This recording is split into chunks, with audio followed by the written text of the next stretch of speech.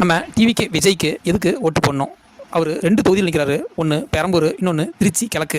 இந்த 2 தொகுதியில் ஏன் அவர் நிற்கிறாரு? 2 தொகுதியிலையும் அதிகமான கிறித்துவ மக்கள் இருக்காங்கன்னு அவர் நிற்கிறாரு. ஆனால் இவர் கிறித்துவ மக்களுக்கு இது வரைக்கும் என்ன பண்ணியிருக்காரு? கிட்டத்தட்ட 30 வருஷமாக சினிஃபீல்டில் இருக்காரு. இந்த 30 வருஷத்தில் கிறித்துவ மக்களுக்கு அப்படின்னு இவர் என்ன பண்ணியிருக்காரு? அந்த கிறித்துவ மக்கள் அதிகமாக இருக்கிற தொகுதியில் இவர் நிற்கிறார். இதை கிறித்துவ மக்கள் நல்லா சிந்திச்சு பார்த்து ஓட்டு போடுங்க. அப்புறம் செப்டம்பர் 27, 2025 அன்னைக்கு கரூரில் மிக மோசமான சம்பவம் நடந்தது. ஆனால் அதே 3 மாதம் கழித்து கரெக்டாக அதே 27 டிசம்பரில் விஜய் ஜனநாயகன் படம் ஆடியோ லான்ச் மலேசியாவில் வச்சு அந்த ஆட்டம் போடுறாரு. கொஞ்சமாவது மனசாட்சி ஈவு இறக்கம் இருக்கிற ஒருத்தன், நல்ல மனநிலையில் இருக்கிற ஒருத்தன் இப்படி ஆடுவானா? இதுதான் அவன் மக்கள் மேலே வச்சிருக்கிற அன்பா? இதெல்லாம் அன்பும் இல்லை, ஒரு மண்ணும் இல்லை. ஆனால் அவர் சொல்கிறாரு, மக்கள் மேலே எனக்கு அளவற்ற அன்பு இருக்குது, என் மக்களுக்கு நல்லது செய்யணும் அப்படின்னு சொல்லிட்டு வரேன் அப்படின்னு சொல்லிட்டு சொல்கிறாரு. ஆனால் அது சுத்தமான வட்டி கட்டின பொய்.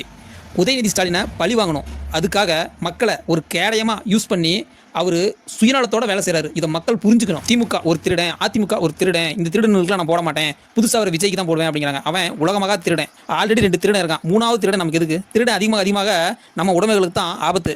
ஸோ பார்த்து சுதந்திரமா நடந்துக்கோங்க. நமக்கு அந்த 2 திருடனுக்கு போதும். என் தலைவன் சிங்க வந்துட்டாடா.